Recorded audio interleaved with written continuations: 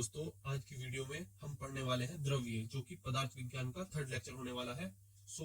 इसमें हम एनसीईआरटी के न्यू पैटर्न के अकॉर्डिंग पढ़ेंगे। वीडियो में लास्ट तक बने रहिए। चलिए, ये 50 मार्क्स का रहेगा आपका। इसमें मैं आपको सिलेबस दिखा देता हूँ। एक मिनट रुकिए, देखिए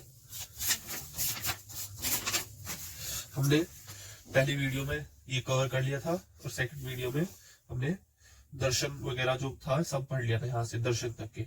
आज हमारा थर्ड लेक्चर रहेगा द्रव्य का। हमने 25 मार्क्स का पढ़ चुके हैं और ये जो हमारा टॉपिक है 48 मार्क्स का है।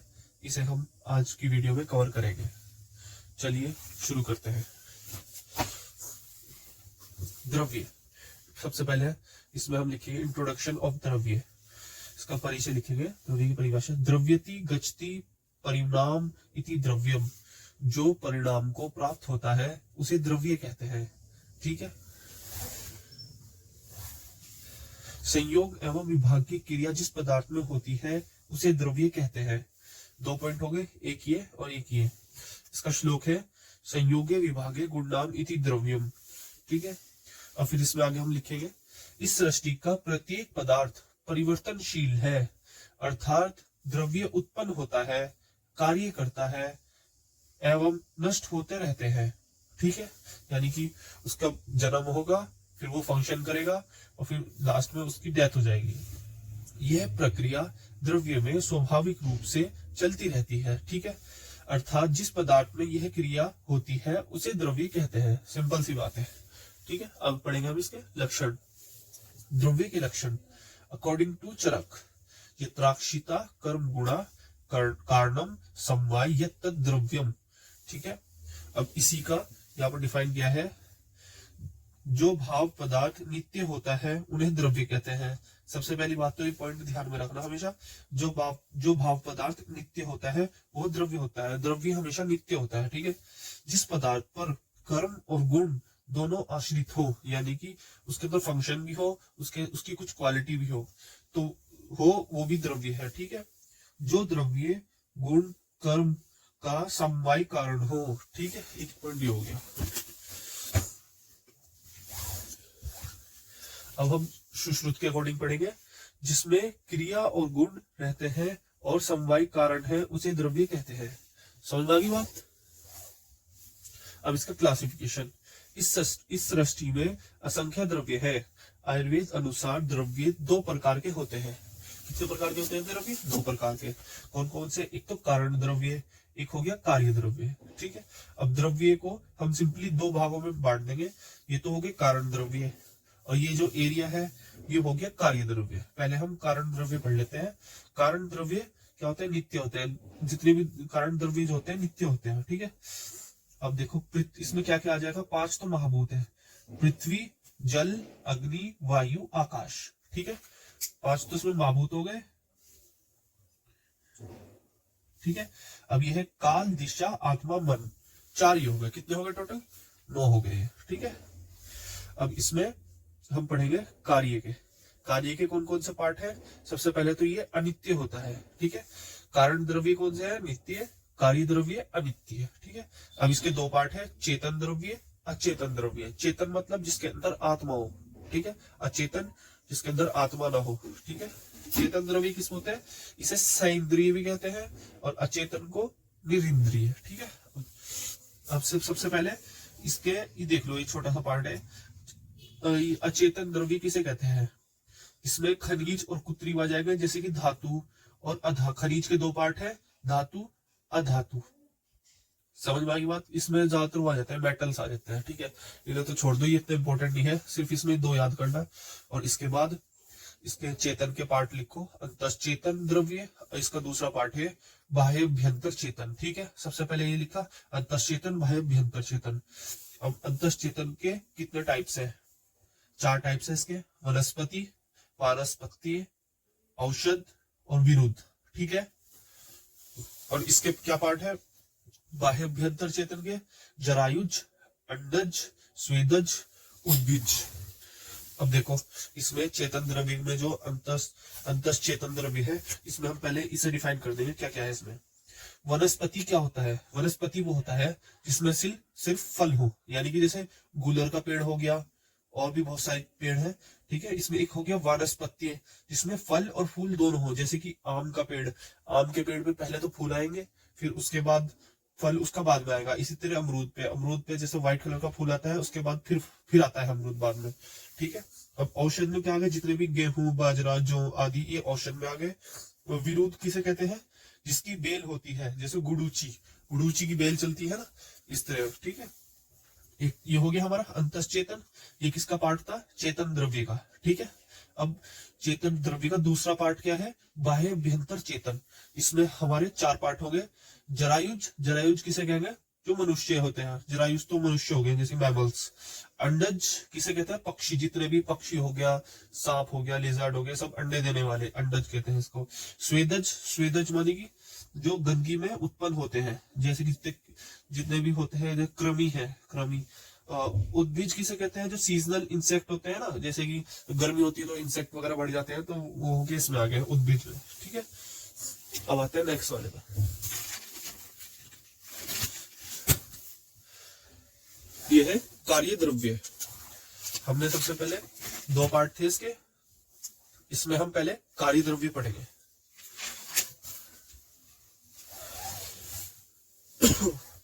कारण द्रव्यों से उत्पन्न होने वाले द्रव्य को कार्य द्रव्य कहते हैं, ठीक है। जो कारण द्रव्यों से जो उत्पन्न होते हैं ना, वो कार्य द्रव्य होते हैं। कारण द्रव्य मैंने क्या क्या बताया था? 5 महाभूत थे, और आत्मा इसमें था, आत्मा, काल, दिशा और मन, ठीक है। सब चीज 5 महाभूत से बनी हुई है ना, इसीलिए कार्य द्रव्य भी कारण द्रव्य से ही उत्पन्न हुए हैं। तो इसलिए इन्होंने इसमें लिखा कि कारण द्रव्यों से उत्पन्न होने वाले द्रव्यों को कार्य द्रव्य कहते हैं, ठीक है। ये चीजें तुम्हें याद करनी पड़ेगी, ये कुछ नहीं होनेगा, सब चीज याद ही करनी पड़ती है इसमें। कार्य द्रव्य अनित्य है, ठीक है। मैंने क्या बताया था? कारण द्रव्य तो नित्य है, यानी कि जैसे 5 महाभूत है, 5 महाभूत में जल है, जल नित्य है। जल को अगर तुम गर्म करोगे तो वो वेपर होके उसमें वातावरण में आ जाएगा, लेकिन वो रहेगा, उसकी एग्जिस्टेंस रहेगी, को कभी उसे तुम खत्म नहीं कर सकते। इसी तरह सॉइल है, सॉइल को तुम किसी भी फॉर्म में ले जाओ, लेकिन वो रहेगी, ठीक है। इस सृष्टि में सभी द्रव्य कार्य द्रव्य है, ठीक है। अब कार्य द्रव्य 2 प्रकार के होते हैं। कौन कौन से? चेतन और अचेतन, मैंने आपको बताया। इसको चेतन को मैंने आपको बताया इसमें आत्मा हो, यानी कि लिविंग, और अचेतन नॉन लिविंग, ठीक है। सेंद्रिय भी कहते हैं, ऐसा निरेंद्रिय भी कहते हैं, ठीक है। खनिज और कृत्रिम, ये आ जाएंगे निरेंद्रिय में, ठीक है। अब सबसे पहले चेतन द्रव्य पढ़ेंगे हम। इसमें चेतन के मैंने 2 पार्ट बताए थे, कौन कौन से? बाह्य अभ्यंतर चेतन और अंतश्चेतन, ठीक है। अब सबसे पहले चेतन द्रव्य पढ़ो। इन द्रव्य में इंद्रियां होती है, ठीक है, एवं जीवन के सभी लक्षण मिलते हैं। समझ में आ गई बात? चेतन द्रव्य को 2 भागों में बांटा है। कौन कौन से भागों में? अंतश्चेतन, बाह्य अभ्यंतर चेतन। ये बात तो तुम समझ गए होंगे कि चेतन द्रव्य 2 प्रकार के होते हैं, ठीक है। इन्हें ज्ञान का अनुभव भीतरी स्तर पर होता है। अंतश्चेतन किसे कहते हैं? अंतश्चेतन में ज्ञान का जो अनुभव होता है वो भीतरी स्तर पर ही होता है, बाहर नहीं जाहिर कर सकते बात को, ठीक है। ये द्रव्य सुख दुख का अनुभव करते हैं, परंतु व्यक्त नहीं कर पाते, ठीक है। समझ गए होंगे इस लाइन का मतलब। अंतश्चेतन द्रव्य के 4 भेद हैं, ठीक है। कौन कौन से मैंने बताए थे अभी? वनस्पति, जिसमें पुष्प नहीं दिखाई देते हैं, सिर्फ फल दिखाई देते हैं, इसमें सिर्फ फ्रूट्स होते हैं, ठीक है। उदाहरण गुलर, वट आदि। वानस्पत्य, इसमें फूल और फल और फूल दोनों चीज दिखाई देंगे, ठीक है। उदाहरण के लिए इसमें हो गया आम, अमरूद आदि। औषध, अब इसमें क्या क्या होता है? यह फल के पकने पर नष्ट हो जाते हैं, ठीक है, जैसे गेहूं, जौ आदि। विरुद्ध, इनकी लता होती है, यानी कि इनकी बेल चलती है। गुड़ूची। अब आगे हम बाह्य अभ्यंतर चेतन। इनमें चेतन बाह्य और अभ्यंतर दोनों रूप से दिखाई देती है, यानी कि अपने एक्सप्रेशन जाहिर कर सकते हैं ये, ठीक। वो था सिर्फ उसमें क्या था? इनमें ज्ञान का अनुभव भीतरी स्तर पर होता है सिर्फ, ठीक है। अब इसमें क्या बताया इन्होंने? इसमें चेतन बाह्य और अभ्यंतर दोनों रूप से दिखाई देता है। इन द्रव्यों में जीवन के सभी लक्षण पाए जाते हैं। यह अपनी रक्षा स्वयं करते हैं। ठीक है, ये अपना सेल्फ डिफेंस खुद कर सकते हैं। इनमें मूवमेंट्स होती है। ठीक है, ये द्रव्य भी 4 प्रकार के होते हैं। कौन कौन से? जरायुज, यानी कि यह प्लेजेंटा से जन्म लेते हैं। ठीक है, एग्जाम्पल मनुष्य। अंडज, अंडों से उत्पन्न होते हैं।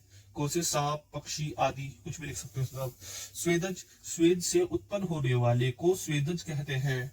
जैसे कीट, जैसे कि जुएं हो गई, ये सब स्वेद से उत्पन्न होती है ना सिर में। उद्भिज किसे कहते हैं? पृथ्वी के भीतर से उत्पन्न होने वाले को क्या कहते हैं? उद्भिज। उद्भिज मतलब इंद्रगोप आदि इंसेक्ट्स जो भी है। हमने क्या पढ़ा? कार्य द्रव्य। अब हम आगे कारण द्रव्य पर। कारण द्रव्य तो मेन है, सब चीज इन्हीं से बनी है, हर चीज दुनिया की। वह द्रव्य जिनसे कार्य द्रव्य की उत्पत्ति होती है। इसमें सिर्फ उल्टा लिख दिया। इसमें क्या था? कारण द्रव्यों से उत्पन्न होने वाले द्रव्य को कार्य द्रव्य कहते हैं। ये ठीक है। कार्य द्रव्य कैसे कहते हैं? जो कारण द्रव्य से उत्पन्न होते हैं। अब ये इन्होंने इसी बात को लिख दिया, वह द्रव्य जिनसे कार्य द्रव्य की उत्पत्ति होती है। ठीक है, उसे कारण द्रव्य नित्य है। ठीक है, मैंने नित्य बताया था आपको, नित्य है। कारण द्रव्य 9 होते हैं। कौन कौन से? 5 महाभूत, आकाश, वायु, अग्नि, जल, पृथ्वी, काल, दिशा, मन, आत्मा। 4 ये याद करने, आत्मा, मन, काल, दिशा। ठीक है, अब इसमें अकॉर्डिंग टू दोष कर्म भेद, ये नीचे का लिख रखा है मैंने, एक मिनट रुकिए। सबसे पहले पढ़ ले, इन्यूमरेशन ऑफ द्रव्य, द्रव्य की संख्या। ये भी एक पॉइंट दे रखा होगा आपके सिलेबस में, इन्यूमरेशन ऑफ द्रव्य। हमारे जो सिलेबस में है उसमें मार्क्स दे तो रखे हैं, मेंशन तो कर रखे हैं कि कौन से उसमें से टॉपिक में से कितना आएगा। लेकिन मैंने जो पेपर दिया है उसमें मुझे कुछ ऐसा लग नहीं पाया कि उन्होंने टॉपिक वाइज कुछ क्वेश्चंस दिए हैं। वो क्वेश्चंस कहीं से भी पूछ रहे हैं, यूनिवर्सिटी वाले जो होते हैं। तो इसीलिए अपने हर पॉइंट्स क्लियर करके चलो, जो भी है सबका पता होना चाहिए। बाकी आपकी राइटिंग स्किल के ऊपर बात है, आप कितना लिख सको उसमें। ठीक है, चलिए पढ़ते हैं। अकॉर्डिंग टू वैशेषिक दर्शन, पृथ्वी, जल, अग्नि, वायु, आकाश, काल, दिशा, आत्मा और मन यह द्रव्य है। ठीक है, वैशेषिक दर्शन के अनुसार कौन कौन से है? पृथ्वी, जल, अग्नि, वायु, आकाश, 5 तो ये हो गए। काल, दिशा, आत्मा, मन, 4 ये हो गए। ठीक है, वैशेषिक दर्शन के अकॉर्डिंग तो ये हो गए। ठीक है, अब चरक के अकॉर्डिंग क्या क्या है? आकाश आदि द्रव्य, यानी कि 5 तो यही हो गए, पृथ्वी, जल, अग्नि, वायु, आकाश। इसके भी हिसाब से यही है। लेकिन आत्मा, मन, काल, दिशा, आत्मा, मन, काल, दिशा कहा है? इसने भी यही कहा है, सेम कहा इसने भी। ठीक है, अब ये भी पूछ लेते हैं, योनि भेद से क्या क्या है? जागम, भौम, वनस्पति। 3 तो इसने बताए। प्रयोग भेद से औषध, आहार। 2 इसने बताए। रस भेद से 6, मधुर, अम्ल, लवण, कटु, तिक्त, कषाय। इस रस भेद से 6 हो गए। ये आगे आएगा, मैं बता दूंगा आपको। अब अकॉर्डिंग टू दोषकर्म भेद, जो हम पहले पढ़ रहे थे, इसमें है दोष प्रशमन, धातु प्रशमन, स्वस्थ्य कारक। ठीक है, ये सब द्रव्य की संख्या है इसमें। योनि भेद से अगर लिखा आ गया एमसीक्यू में तुम्हारे पास, योनि भेद से कितने द्रव्य होते हैं, तो उसमें लिखना है 3। ठीक है, जागम, वोम, वनस्पति। प्रयोग भेद से कितना है? औषध और आहार, सिर्फ 2 होते हैं। रस भेद से 6, रस तो तुम्हें पता ही होगा, बहुत ईजी है काफी। मधुर, अम्ल, लवण, कटु, तिक्त, कषाय। ठीक है, अब इसमें नेक्स्ट टॉपिक पाते हैं। पंच महाभूति बहुत इंपॉर्टेंट टॉपिक है, जरूर आता है, लॉन्ग में भी आ जाता है और शॉर्ट में भी आ जाता है। ठीक है, भूत शब्द भू धातु से कत प्रत्यय लगने से बना है। ठीक है, पंच महाभूत में जो भूत शब्द है वो धातु से कत प्रत्यय लग के बना है। ठीक है, चलो इतना इंपॉर्टेंट नहीं है, लेकिन यहाँ से याद करो, भूत और महाभूत दोनों शब्द पर्यायवाची हैं। ठीक है, आयुर्वेद और दर्शन दोनों में कोई उल्लेख नहीं मिलाता कि ये दोनों अलग हैं। ठीक है, फिर भी महाभूत को भूतों का स्थल रूप कहा जा सकता है। ठीक है, फिर भी महाभूतों को भूतों का स्थल रूप कहा जा सकता है। चलिए, इसका एक श्लोक है छोटा सा, ये याद कर लेना। महतानी भूतानी महाभूतानी। ठीक है, इसे 10-15 बार कहोगे तो याद हो ही जाएगा। इसमें सिद्ध होता है कि सृष्टि की उत्पत्ति का कारण यह 5 महाभूत ही होते हैं, अर्थात सृष्टि का प्रत्येक पदार्थ पंचभौतिक होता है। महाभूतों के स्वाभाविक गुण, ठीक है, 5 महाभूत हैं। इसका आकाश का क्या गुण है? शब्द। वायु का गुण क्या है? स्पर्श। अग्नि का रूप, जल का रस, पृथ्वी का गंध। ठीक है, अब जैसे कि आकाश का गुण शब्द है, तो कौन सी इंद्रियों से सुन पाते हैं इसे? श्रोत इंद्रियों से। वायु में कौन सा गुण है? स्पर्श, इसे स्पर्श इंद्रिय से हम महसूस कर पाते हैं, यानी कि स्किन। अग्नि में रूप है, अग्नि का गुण जो रूप है, ठीक है, इसमें चक्षु इंद्रिय से यानी कि आंखों से देख पाते हैं। जल में रस है, तो यानी कि रस इंद्रिय से यानी कि टंग से टेस्ट कर पाते हैं।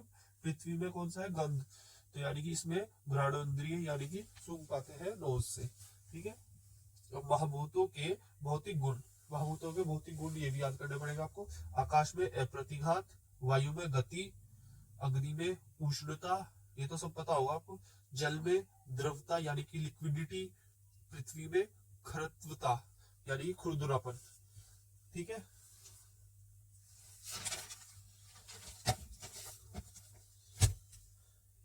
अब यह है सृष्टि उत्पत्ति। अब यह बहुत इंपॉर्टेंट है, सृष्टि उत्पत्ति। इसमें एमसीक्यू भी बहुत बनते हैं, जरूर आएंगे एमसीक्यूज भी।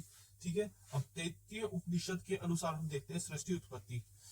पहले तो इस तरह बनानी है, फ्लो चार्ट बनाना है, उसके बारे में उसके लिखना है। ठीक है, इसमें परमात्मा से जो है पहले आकाश उत्पन्न हुआ, जैसे कि यहाँ से ब्रह्मा है, परमात्मा है, परमात्मा से आकाश की उत्पत्ति बता रखी है इसमें। आकाश से वायु, वायु से अग्नि की, अग्नि से जल की, जल से पृथ्वी की। ठीक है, और पृथ्वी से औषध, फिर अन्न की उत्पत्ति, उसके बाद पुरुष की उत्पत्ति हुई है। तो अब इसे हम शॉर्ट फॉर्म में भी कर सकते हैं। किस तरह? सबसे पहले परमात्मा, परमात्मा से महाभूत की उत्पत्ति होगी, 5 महाभूत की, 5 महाभूत से औषध की, औषध से अन्न की, अन्न की, अन्न से पुरुष की। ठीक है, अब उसके बाद न्याय वैशेषिक दर्शन के अनुसार, ठीक है, वैशेषिक दर्शन के अनुसार दुनिया की सभी वस्तुएं 4 महाभूतों से बनी है। ठीक है, कौन कौन सी महाभूत है? पृथ्वी, जल, वायु, अग्नि। इन्होंने आकाश महाभूत को पंच महाभूत में नहीं माना। ठीक है, इन्होंने सिर्फ 4 महाभूत माने। परमाणुओं के संयोग और विभाग से वस्तुओं की उत्पत्ति और विनाश होते हैं। ठीक है, यानी कि परमाणु का जब संयोग और विभोग, संयोग मतलब मिल जाना और विभाग मतलब अलग हो जाना से वस्तुओं की उत्पत्ति और विनाश होते रहते हैं। ठीक है, न्याय और वैशेषिक दर्शन के मत से पृथ्वी आदि द्रव्यों की उत्पत्ति परमाणुओं से हुई है। ठीक है, नेक्स्ट आते हैं। यह सांख्या और योग दर्शन के अनुसार क्या क्या है? प्रकृति प्लस पुरुष से किसकी उत्पत्ति हुई है? महत की। इसको रटना पड़ेगा। ठीक है, इसको सिर्फ 2-3 बार लिख के देखो, अपना आप याद हो जाएगा। प्रकृति प्लस पुरुष से महत की उत्पत्ति, महत से अहंकार की उत्पत्ति, अहंकार से फिर 3 पार्ट बढ़ जाएंगे, सात्विक, सात्विक, राजस, तामस। ठीक है, फिर सात्विक और राजस से क्या क्या बना? 5 ज्ञान इंद्रिय, 5 कर्म इंद्रिय और 1 मन। ठीक है, 5 और 5 1 10 और 1 मन 11, तो यानी कि 11 इंद्रिय हो गई। ठीक है, मन भी एक इंद्रिय होता है। अब राजस और तामस से क्या क्या बना? शब्द तन्मात्रा से आकाश महाभूत की, स्पर्श तन्मात्रा से वायु महाभूत की, रूप तन्मात्रा से अग्नि महाभूत की, रस तन्मात्रा से जल महाभूत की, गंध तन्मात्रा से पृथ्वी महाभूत की। बहुत इजी है, 1-2 बार लिखोगे तो दिमाग में बैठ जाएगा। शब्द से आकाश का कनेक्शन है, ये तो तुम्हें पता ही है। स्पर्श से वायु का कनेक्शन है, रूप का अग्नि से कनेक्शन है, रस का जल से कनेक्शन है, गंध का पृथ्वी से कनेक्शन है। तो 1-2 बार लिखोगे तो अपना आप याद हो जाएगा सब चीज। नेक्स्ट आते हैं। शंकराचार्य के अनुसार, ठीक है, शंकराचार्य ने ब्रह्मा को जगत की उत्पत्ति और प्रलय का कारण बताया गया है। ठीक है, संख्या दर्शन प्रकृति को सृष्टि का कारण मानते हैं। जो सांख्य दर्शन है ना, प्रकृति को सृष्टि का कारण मानते हैं। ठीक है, परंतु वेद ऐसा नहीं मानते। वेदों में ऐसा नहीं लिखा हुआ, लेकिन वेद प्रकृति को शक्ति रूप मानते हैं जो परमात्मा के अधीन होते हैं। ठीक है, अब हम आएंगे इसमें चरक संहिता के अनुसार। चरक संहिता ने किस किस को माना? सृष्टि उत्पत्ति में अव्यक्त, अव्यक्त से बुद्धि, बुद्धि से अहंकार, अहंकार से सूक्ष्म पंच महाभूत, सूक्ष्म पंच महाभूत से सर्वांग शरीर यानी कि पूरी बॉडी, ठीक है। आकाश आदि महाभूतों के सूक्ष्म अंश बुद्धि, अहंकार, अव्यक्त, ये सब चीज यही लिखी है दोबारा से। ये 8 भूत प्रकृति कहलाते हैं, ठीक है। कौन कौन से 8 भूत, कौन कौन से प्रकृति, किसे, अगर क्वेश्चन आ गया प्रकृति किसे कहते हैं, ठीक है। प्रकृति में क्या क्या आ गया, 5 तो महाभूत हो गए, ठीक है। 5 महाभूत हो गए, एक क्या कहते हैं, बुद्धि, अहंकार, अव्यक्त और सूक्ष्म अंश, ठीक है।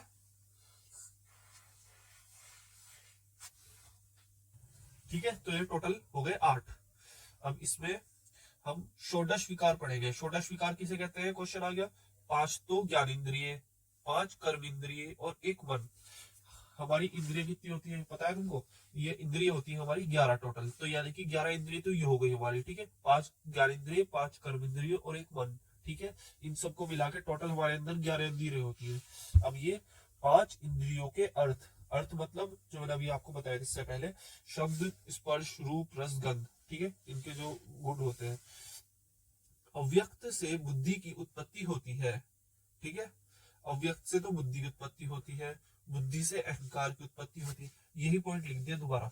अव्यक्त से बुद्धि की उत्पत्ति, बुद्धि से अहंकार की उत्पत्ति, अहंकार से सूक्ष्म 5 महाभूत की उत्पत्ति, इसके पश्चात शरीर की उत्पत्ति होती है, ठीक है, सर्वांग शरीर बन जाता है। अब सुश्रुत संहिता के अनुसार अव्यक्त सभी भूतों का कारण है, ठीक है। अव्यक्त जो है सभी भूतों का कारण है।